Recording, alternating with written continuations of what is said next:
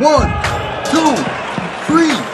Tag me in podcast. Sort of simply delaying something in your life for a couple weeks, months, years, whatever it is, or in general, doesn't necessarily mean denial. And just to give you like a few examples, just because you go out and don't drink alcohol doesn't mean you've denied yourself of enjoyment. At work, for me, although we're all going to head out, going to have a few down at the pub, we're going to have a good time, are you going to join us? I'm happy to join, but I'm not drinking. Why don't you drink? I stopped drinking about over a year and a half ago. Yeah, but why? I'm like, I don't need to drink. Yeah. I remember when we were in Bristol, we went out, didn't have a sip, and I was like, this has been one of the most enjoyable nights. There's more money for food. I didn't wake up with a hangover. The kebab was banging. Like, just, I'm absolutely fine. Yeah. And that for me is like a simple example of that. And the wider context, and it's something that relates very heavily to our generation as millennials and people who want to achieve all these different accolades by certain ages, is this whole, like, it comes in various different forms of, you know, I want to have my partner, I want to be married and have my 3 kids by 25, you know, 30 mil by 30, whoop whoop. I got to achieve this, I want to be the CEO by 35. And it's just like, people are in such a rush and a hurry to achieve all these different accolades and have lost the ability to delay gratification. They've lost the ability to be able to look forward into the future far enough to deny themselves of certain rights now, but to be able to get more in the future. So, for example, being able to deny yourself that 200, 300, 400, £500 extra money, disposable income, leaving that in a certain savings account or an investment account and saying, I'm going to wait for this in 5 years' time and getting that return. Do you reckon that's an education piece, though? It's an education piece, but it's also a self piece, because I think what happens a lot of the times is, on the financial side, it's definitely educational, but in a general context, sometimes it's just people see what others are doing, and a lot of times they just want to jump on a bandwagon. I remember I was listening to, and I mentioned this just briefly before, I was listening to Gary Vee, one of his IGTVs, and he was sort of saying that, I think someone asked him about starting a family, and they were only like 21 or 22, and he was like, just you know, he talks, just chill, bro. Like, you know how he is, man. Freaking work, man. Oh my god. So what if Joe and Sadie get married at 30? That doesn't matter. You're not Joe. Fuck that. Fuck it, bro.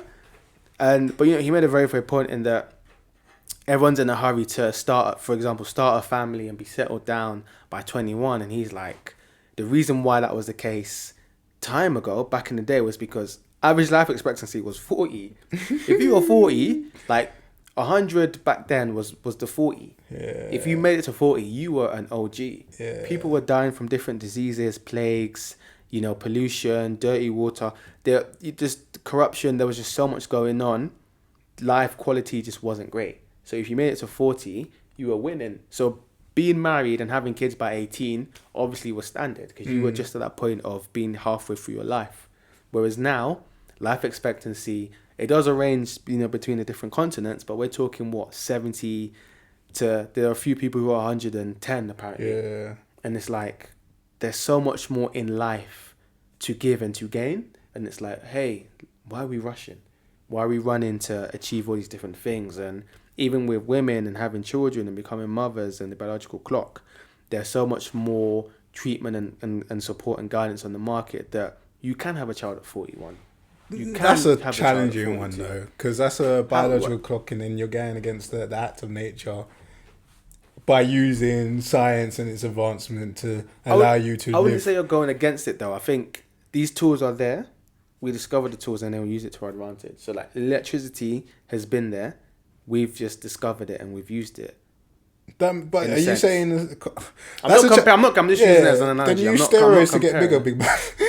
Use steroids to get bigger. Yeah, but it can go either way. Yeah, it's like a gun can be used to kill someone, or it can be used to defend us. Fire can be used to cook the food we eat, can be used to keep us warm at night, or it can burn up everything. Yeah. I think it's that whole balance, and it's the same with money. Like, money can be used as a tool to help and support and be a means to an end, or it can be used to fund wars and weaponry, and I think it's along that same vein of it depends on how you use it. The tool is there, but what is the person behind it? Yeah. Kind of thing. Because I get the whole biological clock aspect of it, simply based on the fact of if you're thinking there's going to be this moment in your life where you can't have any more kids, but you have this vision of having 2-3 kids. Yeah. You're thinking about the best time to have them. Correct. When to have the first one, when to have the second one.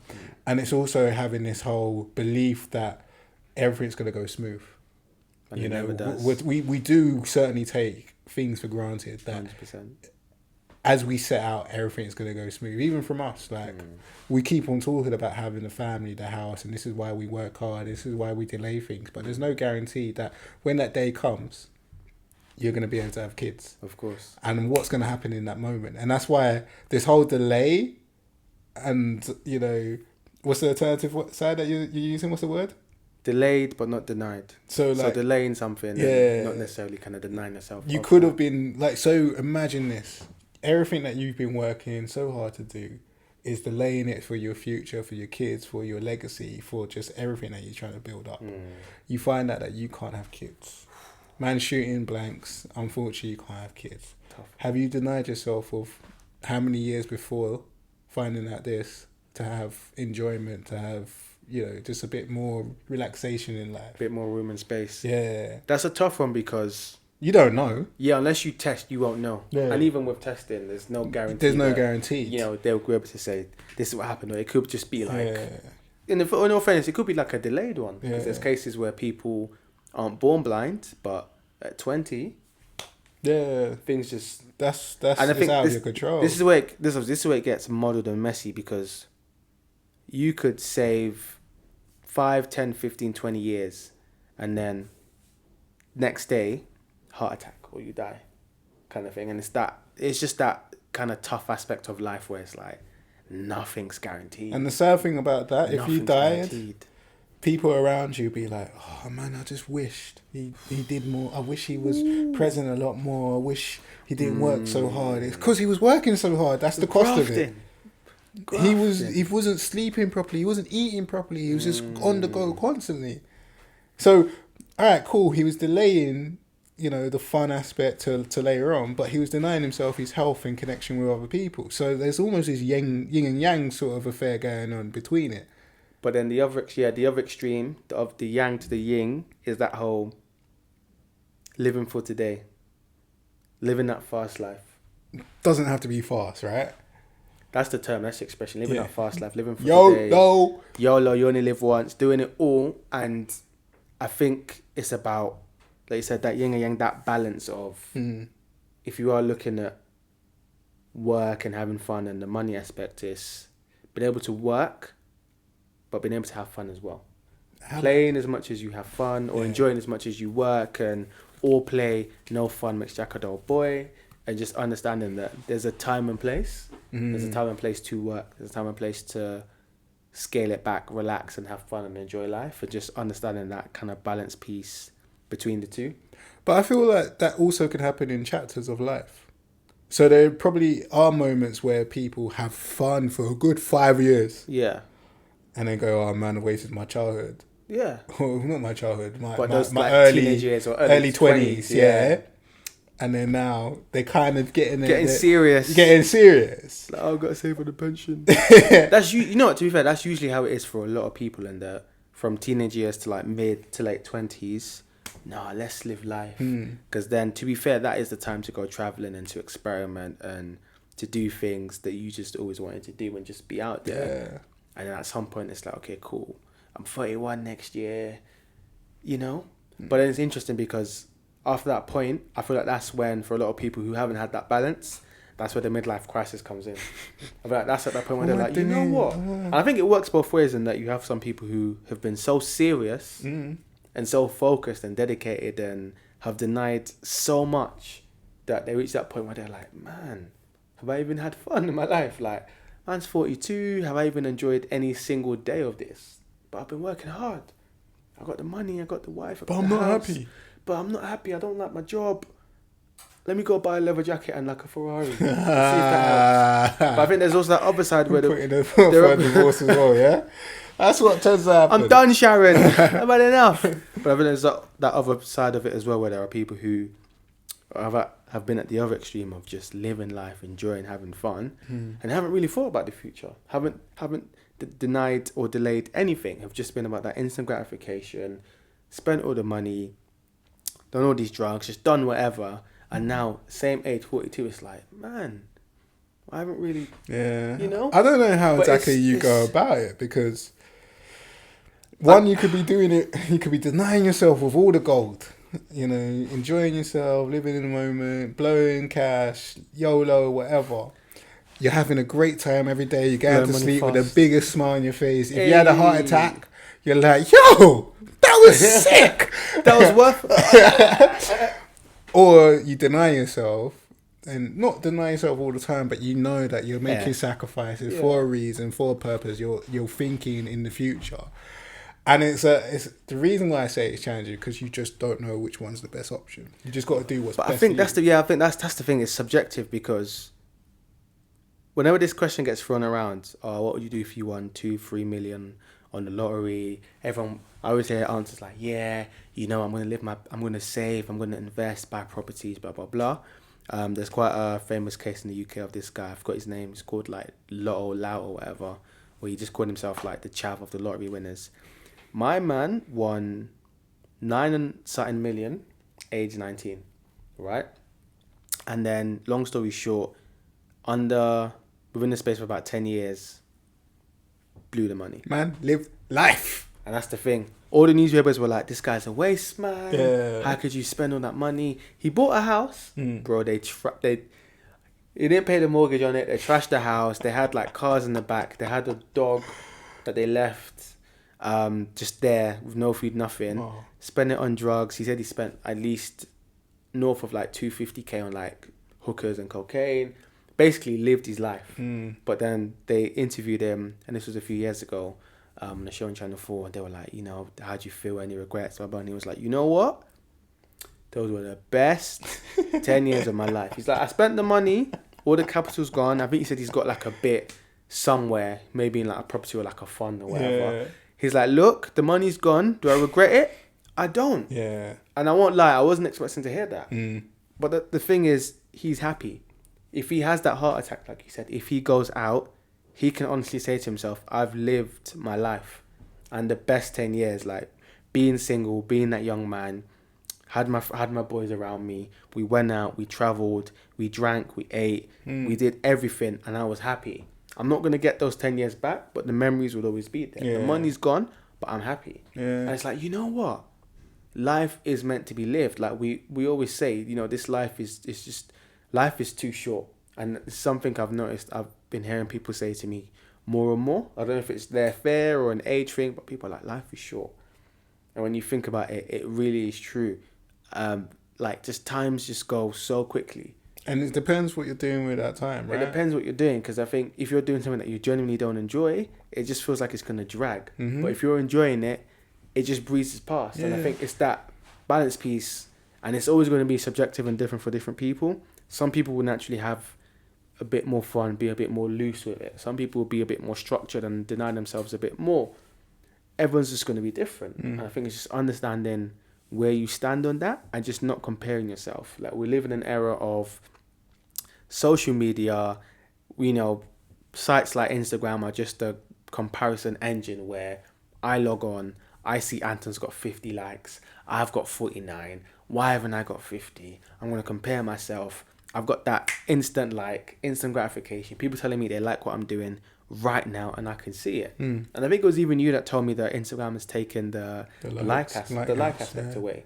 And the way that's affected so many people, because I remember people going on rants after saying, how could you do that, Instagram? I'm losing subscribers. This is affecting the business. I need my likes. And it's like, this is really affecting people. Like they're so accustomed to that instant now, I want it now. And we see it in all different areas of life. And I know we've had this discussion where, again, a certain aspect, it has its benefits, but at the same time, what nation are we creating? You can order a pizza, you can get a microphone delivered to same day from Amazon, you can go on Just Eat, get food delivered to you here now. it's amazing. Convenience, if you're cash rich, time poor, that works perfectly for you. But to what extent? To what extent? You could literally, to be fair, you could live in a house or a flat or a little studio like we are now, couple weeks comfortably without leaving. Anything and everything you need, get it delivered here. Yeah. Clothes from ASOS, food, anything. And it's like, okay, cool, but at what point do we kind of say, okay, let's draw the line here? You know, and it's there's so many things that, I guess, with technology advances, there are so many things that are creating this whole aspect of instant gratification. We can, and you know, it fits into the way that we're living. I think you obviously have to think about the cost of it from let's take health. So Just Eat, fast food, you know it's not healthy, you Yum, know yum. it's processed, you know it's not going to do you good. So, cool, instant, great. You got the feel good factor, you're full, you're yam. But the impact it has, the cost it has, is probably going to affect your health. You know, that life expectancy that you was aiming for of 80 might get shortened because now your arteries are clogged up, and you know, just the way that you're living, the lifestyle that you're living doesn't allow you to live a long, healthy life. And that's the sort of conversations you need to start having yourself when you're making these kind of crossroads decision of whether I delay myself in this moment, or do I actually enjoy myself in this moment. And I think on that, like, there's one thing that I don't do too often, but I've heard is having a vision of where you want to be in the future.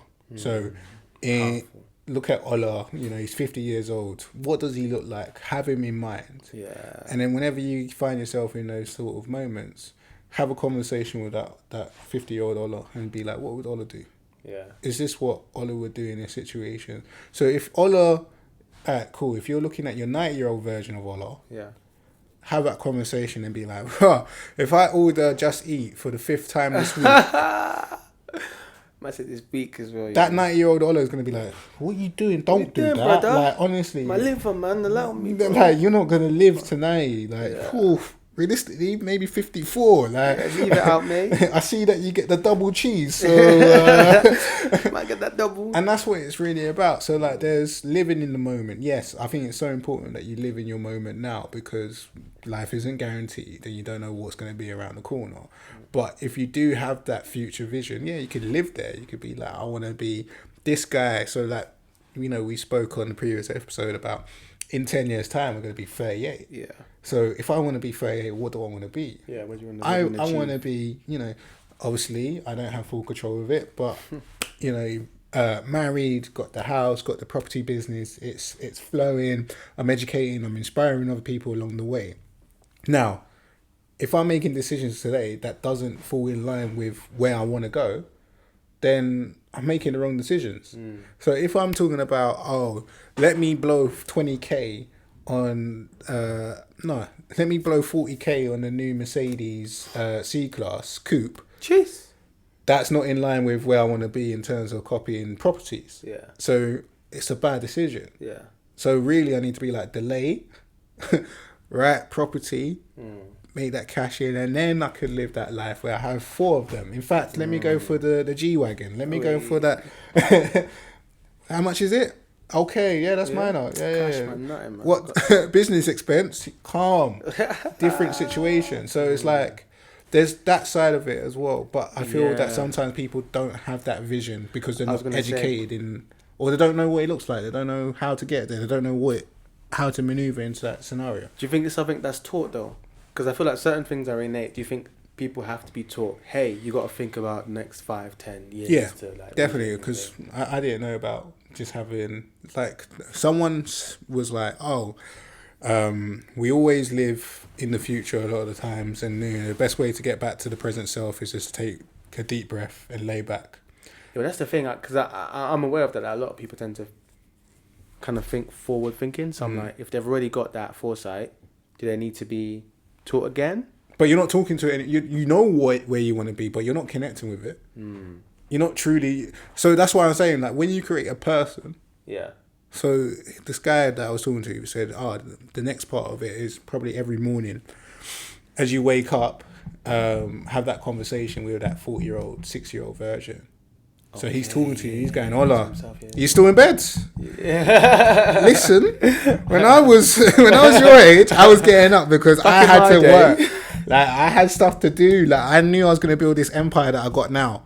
So if you want to do it, wake up, get out of bed, mad. go and splash water in your face. Go on. That's quite a powerful activity, actually. When you think about it, it's like, okay, cool. It's that whole reverse engineering. What do you want to achieve? What are the steps you need to achieve that? What are the timescales? How do we get there? Reverse engineering in terms of yourself in this context of where do you want to be in the next 10, 15 years? What's your body going to look like? What's your life and your lifestyle going to look like? What are the people around you? What do they represent? What do they mean? How would they be? Like you said, looking at yourself at 70, 80, 90 and looking back, you're going to eat those bagels. This six-pack ain't going to make itself with this body or this health, and think about your liver, and it's all those different aspects. And yeah, like you said, having that foresight and that knowledge to reflect and think forwardly, and it's powerful, man. It's just so, it's definitely something that I think needs to be looked into by a lot more people and just kind of factored in when they think about their life. And it's because I think with it, people will get excited. Like when you're thinking about your life and your future, you're gonna get excited. You're gonna get excited about, I could have this. Okay, well, let's build now. Yeah. Let's kind of make it happen. But I think we both mentioned it's important to have that balance between fun and serious, between structure and no structure, and understanding that life isn't always going to go the way you want it to go. Precisely. Exactly when you want it to go. Yeah. And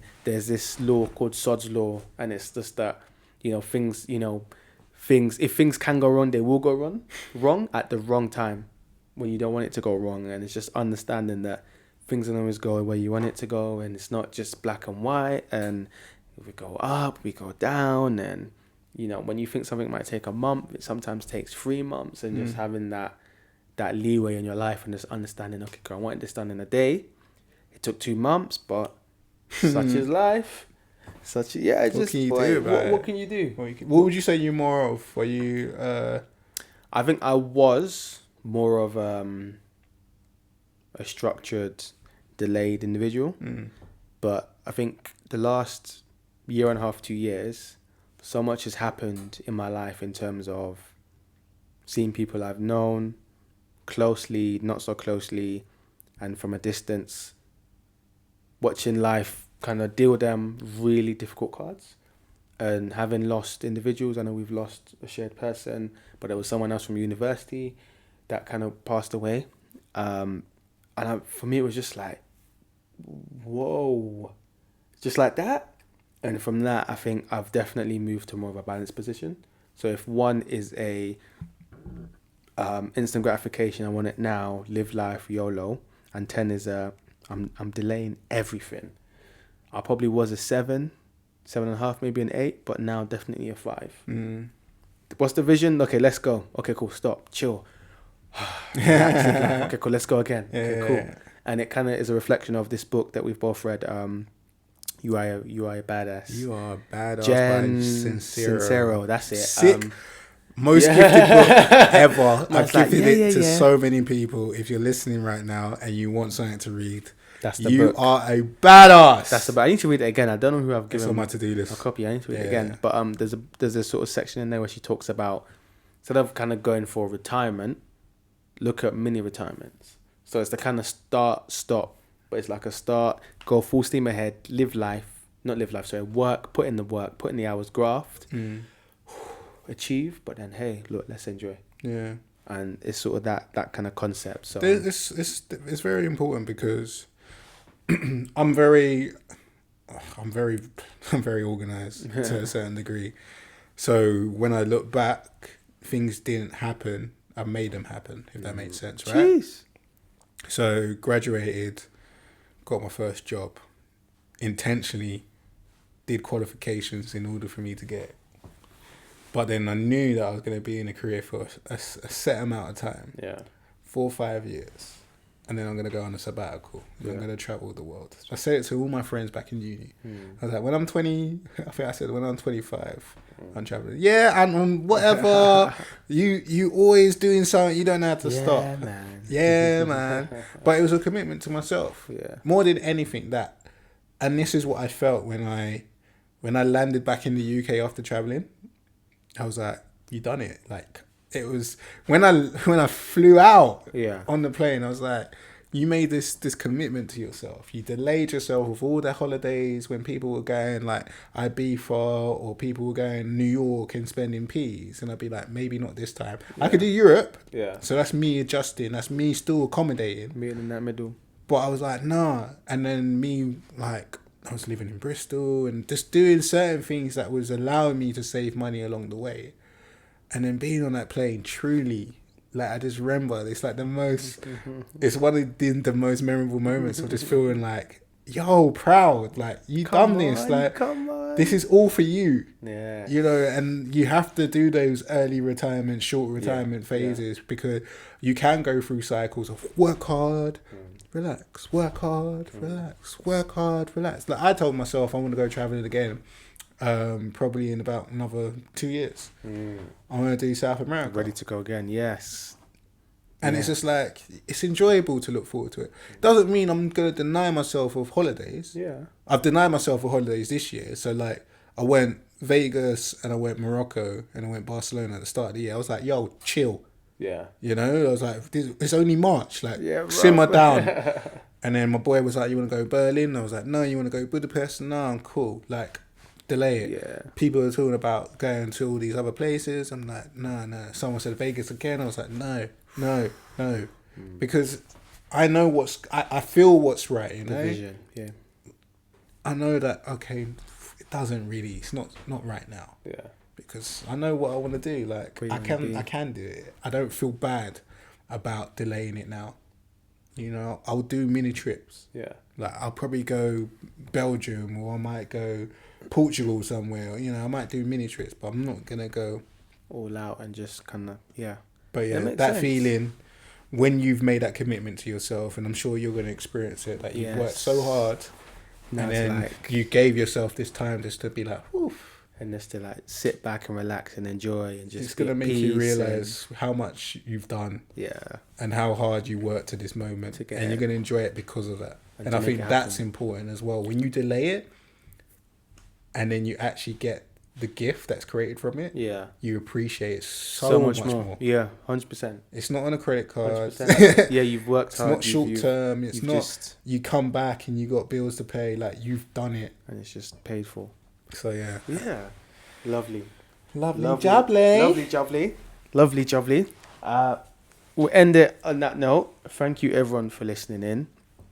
You know where we can be found. Instagram, Twitter, YouTube, Tagmean Podcast. And we can be emailed at info@tagmeanpodcast.co.uk. Thanks for listening and keep going.